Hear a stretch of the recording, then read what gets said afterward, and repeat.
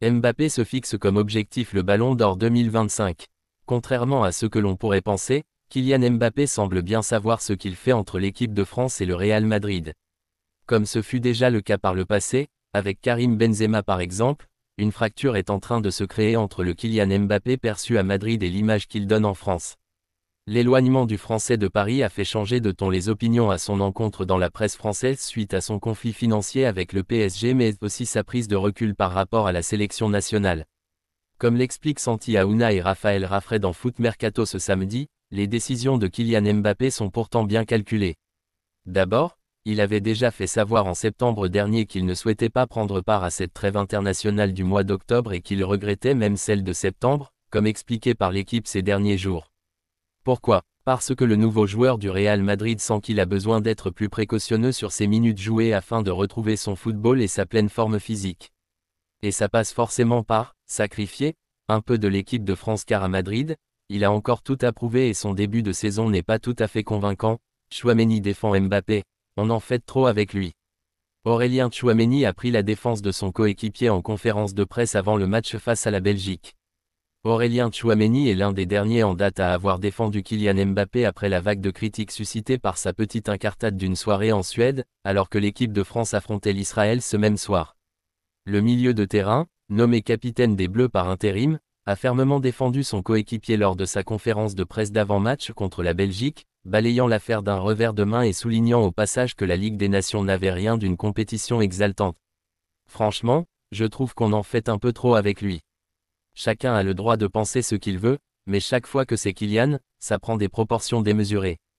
On a parlé avec lui avant le match, après le match, et l'endroit où il l'a suivi n'a pas forcément d'importance, en vérité. Son amour pour l'équipe de France n'est plus à démontrer. Il a envoyé des messages à tous les joueurs pour leur demander comment ça se passait. On a hâte qu'il revienne, tout simplement, a déclaré Tchouaméni, qui sera à nouveau capitaine contre la Belgique lundi soir. À Madrid, pas de problème avec Mbappé. En Espagne, personne ne comprend vraiment la dernière polémique causée par sa sortie en discothèque en Suède le soir de France-Israël. Le Real Madrid lui a en effet accordé, à lui et ses autres coéquipiers non internationaux, plusieurs jours pour déconnecter. Il a la liberté de faire et d'aller où il veut sur son temps libre dans la mesure du raisonnable et continue de suivre un programme individuel supervisé depuis Madrid par le staff technique du Real. Dans les médias espagnols, on reste aussi du côté de Mbappé et personne ne lui tombe réellement dessus. Il est, pour l'instant du moins, soutenu par la presse madrilène. On sait aussi que leur patience n'est pas éternelle mais son attitude reste irréprochable jusque-là. Sa petite escapade en Suède n'a pas fait grand bruit au final, étant donné que 5 jours de repos lui étaient accordés, à lui comme à l'ensemble de l'effectif. Selon Foot Mercato, les intentions de Kylian Mbappé devraient en tout cas le mener à manquer d'autres rendez-vous avec les Bleus puisqu'il ne viserait dorénavant qu'à disputer les matchs importants de sa sélection, dans l'objectif de se préserver au maximum pour son club. Il faut avouer que l'hécatombe de blessés qui sévit en Europe a de quoi effrayer et il fait partie de ceux qui jouent le plus à Madrid. Enfin et surtout, le Ballon d'Or 2025 serait le grand objectif du natif de Bondy, à en croire Santi Aouna, le maintenant très réputé journaliste de Foot Mercato, celui-même qui avait annoncé avant tout le monde l'arrivée de Kylian à Madrid il y a quelques mois, et qui semble chaque fois très proche de l'entourage du crack français et de ses intentions. Lamine Yamal, c'est terminé. Lamine Yamal, copyright 2024 Icon Sport. Samedi, lors de la victoire de l'Espagne contre le Danemark, Lamine Yamal a été victime d'un coup dur. Il a été vu en train de boiter après le match à Murcie et les examens visant à déterminer la gravité de sa blessure sont désormais terminés. Le FC Barcelone exige que Lamine Yamal soit libéré de l'équipe d'Espagne et qu'il revienne en Catalogne, et les dirigeants catalans vont obtenir ce qu'ils désirent. Comme l'a rapporté MD, le joueur de 17 ans a été écarté du match de mardi contre la Serbie et il retournera en club avec effet immédiat. Le Barça exige son retour. Lamine Yamal a subi une surcharge de travail et il a été décidé de ne pas prendre de risques. Barcelone sera absolument ravi, d'autant que le problème ne semble être que mineur. Lamine Yamal va maintenant avoir la possibilité de se reposer dans les prochains jours. Pour l'instant, il reste à voir s'il peut jouer pour Barcelone contre Séville le week-end prochain, même s'il ne devrait pas y avoir de problème avec sa disponibilité contre le Bayern Munich et le Real Madrid FC Barcelone. FC Barcelone, la situation d'Ansu Fati inquiète le Barça. Le club catalan, le FC Barcelone, manifeste des préoccupations par rapport à la baisse de la valeur sur le marché de son joueur Ansu Fati. Le site allemand spécialisé a mis à jour son portail vendredi dernier, comme nous l'avons révélé hier. La valeur marchande de Lamine Yamal a considérablement augmenté, ce qui fait de lui le joueur espagnol le plus cher de cette plateforme, atteignant un montant record de 150 millions d'euros. Malheureusement, ce n'est pas la même situation pour son coéquipier Ansu Fati. La valeur de Fati chute. La valeur marchande de l'ailier du Barça, qui était précédemment de 25 millions d'euros, a diminué de 10 millions, se chiffrant à présent à 15 millions d'euros. Cette situation commence à préoccuper les dirigeants du club, surtout pour un joueur qui avait atteint une valeur de 80 millions d'euros lors de ses meilleures performances en fin 2020. De plus, son temps de jeu est un facteur négatif, car il n'a joué que 51 minutes en 3 matchs depuis son retour de blessure, sans que ses entrées aient été remarquées. Si tous les joueurs blessés reviennent et qu'Ansu Fati ne change pas la donne, il se pourrait que le club décide de se passer de ses services, direction Arsenal pour Neymar. Neymar a fait des débuts fracassants avec Al Hilal. Et si Neymar rejoignait la Première Ligue, le Brésilien de 32 ans, dont le retour sur les terrains avec Al Hilal se fait attendre, était à la Kingdom Arena, Riyad, ce samedi pour assister à un combat de boxe.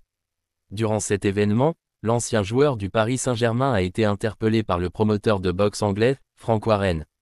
Supporter d'Arsenal, ce dernier lui a demandé de rejoindre les pensionnaires de l'Emirates Stadium. Il vient en Angleterre. Il va venir jouer pour Arsenal. Quand venez-vous à Arsenal, nous avons besoin de vous. A-t-il lâché à un Neymar amusé, sur ces images captées par TNT Sport. Victime en octobre 2023 d'une rupture des ligaments croisés du genou gauche, Neymar Jr. n'a toujours pas joué la moindre minute avec Al Hilal cette saison.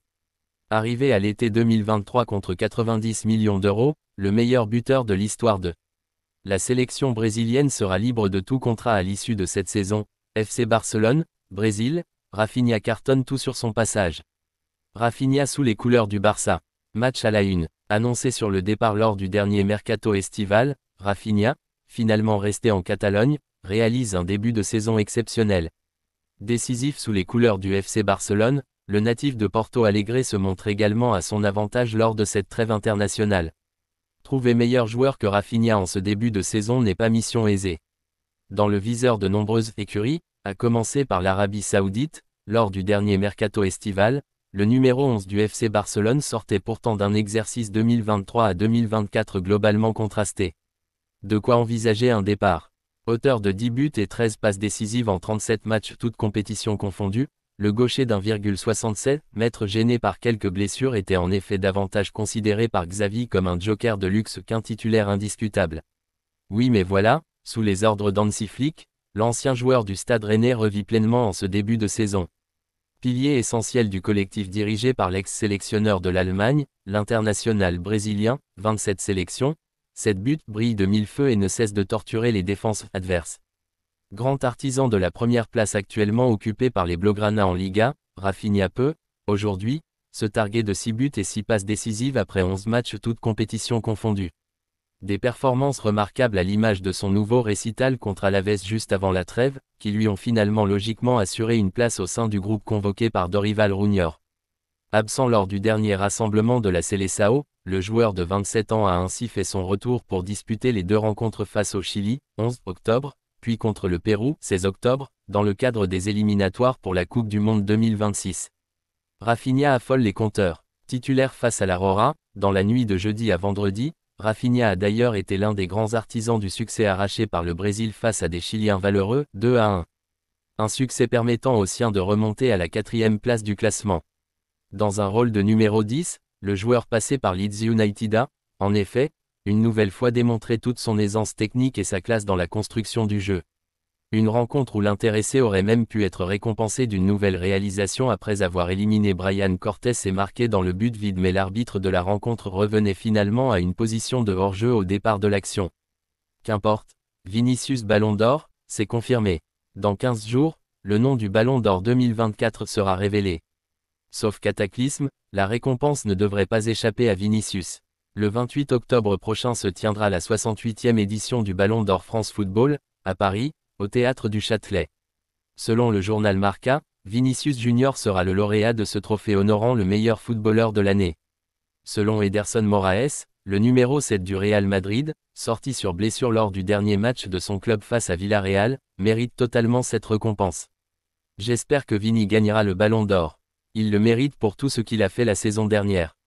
D'un autre côté, si Rodri gagne, je serai content aussi, a confié le gardien de but brésilien de Manchester City à TNT Sport. Vinicius, archi-favori pour le Ballon d'Or 2024. Auteur d'un quadruplé la saison passée, Vinicius pourrait retrouver son coéquipier Jude Bellingham sur le podium du Ballon d'Or. Kylian Mbappé n'est quant à lui pas certain d'y figurer. L'Espagnol Rodri, vainqueur de l'Euro avec la Rora et de la Première Ligue avec Manchester City, semble mieux placé pour le compléter. Pour rappel, 3 critères sont retenus par les organisateurs, la performance individuelle, le palmarès et le fair play, l'attitude positive du joueur. 100 journalistes de 100 pays différents, représentant les 100 premiers pays au classement FIFA, participent au vote.